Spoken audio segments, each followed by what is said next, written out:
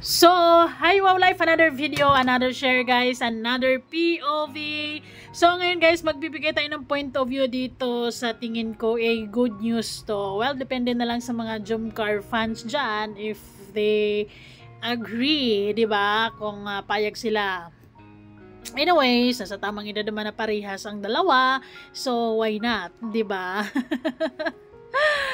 Wag lang bigyan ng mali siya ang mga bagay-bagay. Anyways, bago ang lahat, don't forget to support and subscribe Kuya Val Santos Matubang, Ate Edna Vlog Kalinga Prab, and syempre sa lahat ng Team Kalinga, maraming salamat sa support at pagmamahal nyo sa aming mga Kalinga Reactors. Ngayon, sa isang live ni Kuya Val or ni Kuya Rab or Kalinga Prab kagabi, may isang nagtanong kung pwede na ba daw mag-solo travel ang Jomcar. Is this sounds good? Thrill or exciting? Ano? Well, for me, yes, pwede na. Why not? 19? Pwede na. Kasi, I believe na lumalabas din naman na sila dito lang. Kumbaga, nagdi-date naman na sila. So, pwede na din naman na makapunta sa ibang lugar, mag-solo, solo travel. For me. Kasi, nararamdaman ko din naman kay Papa Joms kung gaano siya ka gentle and kung gaano siya ka maalaga din kay Carla. So, I think, nasa she's in good hands, 'di ba? Walang masamang mangyayari.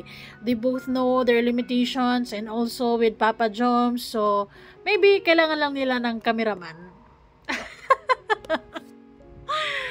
Para mas lalong exciting yung travel nila. Kailangan may vlog. Para aware din tayo at ma-update din tayo kung ano mga ginagawa nila, 'di ba? So, maganda 'yon. So, we'll see kung anong tugon ni Kalinga Prab. Pwede naman po. Pwede naman po yun. Silang dalawa lang. Hindi. Pwede naman po. Pwede naman po yun. Pwede. Ready ka na, Carla? Ready ka na, Papa Joms? Pwede na pala. Solo flight! Ay, nakaka-excite lalo. Kasi, I believe naman na lalo na kung mga may budget ka talaga, sa mag-couple talaga, sa mag-jowa nowadays, I think it's kailangan talaga na masubukan yung mag-travel. Diba? Mag-travel na kayo-kayo lang. Kasi, ang pagta-travel kasi, it's not just having fun or making memories. It's like, it's also, test sa pasensya ng partner mo. Ay, mukhang patience test. Mukhang pasado naman si Papa Joms, diba? Isang taon mahigit naman niya naghihintay. So, hindi na ako magdududa. Diba? Silang dalawa lang. Then, pag yung vlog nila, i-upload na lang natin sa channel natin. Yes, pwede na ako abangan. Siguro yung Jomcar din, sige, pwede na pala. So, mag-arrange na sila agad. Diba? Pero, sa bakasyon na, 'di ba? Para mas ma-enjoy lalo ni Carla yung bakasyon. Kasi kapag meron kang iisipin balik eskwela na ito ganyan, parang pag pag maraming research, maraming project, maraming gagawin sa school, parang hindi mo ma-enjoy ng buo yung bakasyon. So, we'll see. Ako, wala akong problema diyan. Kasi niniwala ako na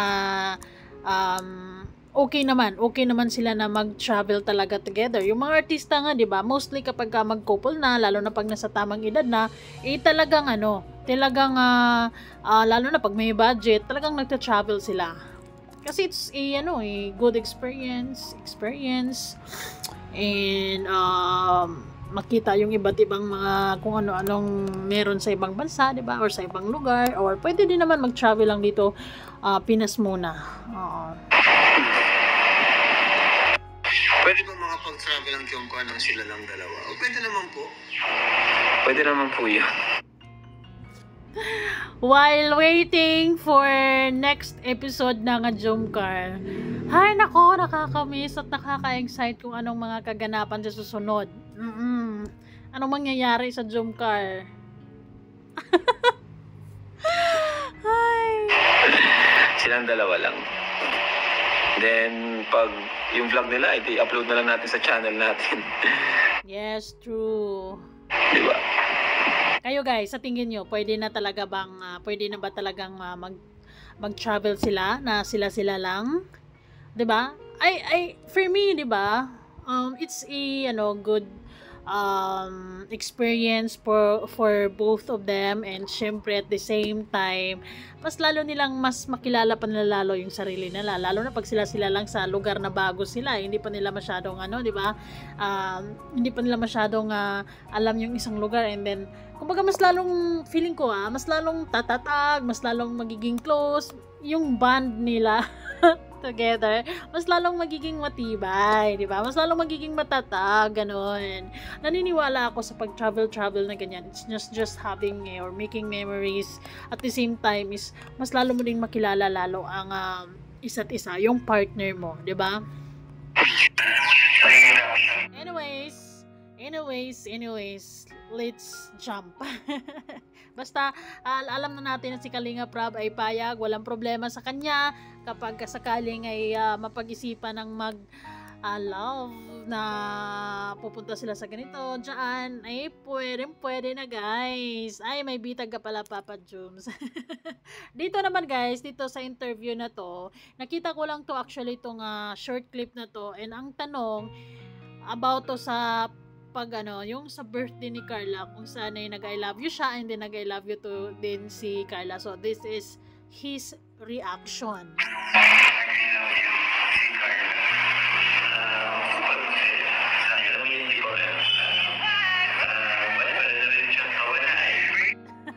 Walang kawala. Ay.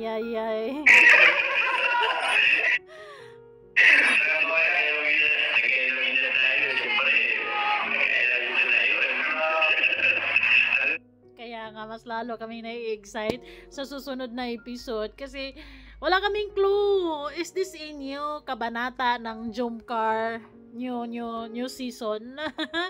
Yes, new season.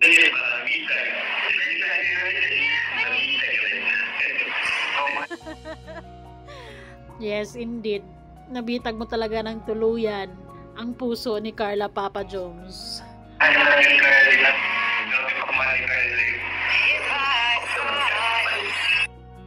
Feeling ko parang naramdaman ko si Papa Jones bilang isang boyfriend, gentle, malaga, very alam mo yun, yung very kind, understanding. Sana all. Ikaw na talaga, Carla. And speaking of being thoughtful, diba? Speaking of boyfriend, speaking of effort, ay nako, spoiled ang baby Carla natin guys, dahil meron na namang foodie. Ay, tayo mga kababaihan talaga, it's one of our talaga weakness, and it's our pampaganda ng mood kapag may pagkain. And napansin nyo guys, healthy living ang Carla Bell kasi chicken lang dito, and no rice. Ay, nagpapapayat na talaga. Kaya pala, napansin nyo lately si Carla, talagang siya ng weight, bumaba. Anong mapapansin mo sa kanya is talagang naging slim. Tsaka mas lalong naging sa kanya, magandang tingnan sa kanya yung pagiging slim niya. Mas lalong naging maganda, blooming, masiyahin kasi ngayon si Carla. And actually guys, while waiting for the next season or episode ng Jomcar, nakikita ko sa kanila na parang lumalabas-labas sila. Parang may date ganun. And kasama yung mga kaibigan nila. Ayun, kain sa labas or kung ano pa mang mga gusto nilang gagawin, di ba? And here, of course, ito yung nasasabi ko, ay no rice diet ata tong si Carla Bell. No, kung mapapansin niyo talaga, malaki na talaga yung changes. Pumayat ang person. Iba talaga ang glow ngayon kasi ni Carla because may nag-aalaga. Ay, Ano kasi si Papa Joms, parang bilang isang boyfriend, mapang-asar, at the same time, very understanding, very giving, kind, and thoughtful. Lahat na. Bukod sa pugi, syempre, 'di ba, physical, yun. Basta, perfect match. And si Carla bilang isang tahimik and ayun, very demure, cutesy. So, bagay na bagay yung merong boyfriend na kaunting mapag-asar, 'di ba? Thoughtful, very alam mo yun, parang nakikita ko kasi kaya Papa Joms yung maalalahanin. Ay. Anyways, abangan natin kung ano mga kaganapan sa Jomcar this year, 'di ba? February pa naman. And yes, kung matuloy yung solo flight nila, why not? It's exciting. Yes, it's exciting. So, yun, lumabas sila. Yun pumangay. Ay. Oli, pero di kulong. Ay, sis. Pero you know what, guys? Masaya ako for both of them because I believe na naman sila, perfect match and they deserve each other. So, ayun. Maraming salamat sa support at pagmamahal nyo sa Jomcar. At syempre, salamat din sa panonood nyo. And comment down below, guys, kung ano sa tingin nyo. Is this a good idea na mag-travel na sila together? Well, they're in a relationship, so why not, 'di ba? And lumalabas na din naman na sila lang dito. So sa ibang lugar naman, although it's a different iba na naman 'yun kasi mas feeling ko kasi kapag makapunta sila sa ibang lugar, parang mas lalo silang magiging close, mas lalo silang palapit sa isa't isa. Alam mo yun, mas lalo silang ma-in love sa isa't isa, ganun, di ba? Yung, sarap lang siguro ng feeling na you guys, alam mo yun, yung i-explore nyo together yung isang lugar na hindi nyo pa napupuntahan and then sabay kayong pumunta, sabay kayong mamasyal dyan, sabay kayong mag-explore. Ay, couple goals sana, But anyways, hopefully within this week, meron na tayong episode ng Jomcar, maybe tomorrow or by this weekend, diba? Let's see. Siguro busy pa din si Carla and at the same time, hinayaan lang muna sila ni Kalinga Prab na magbanding. Magbanding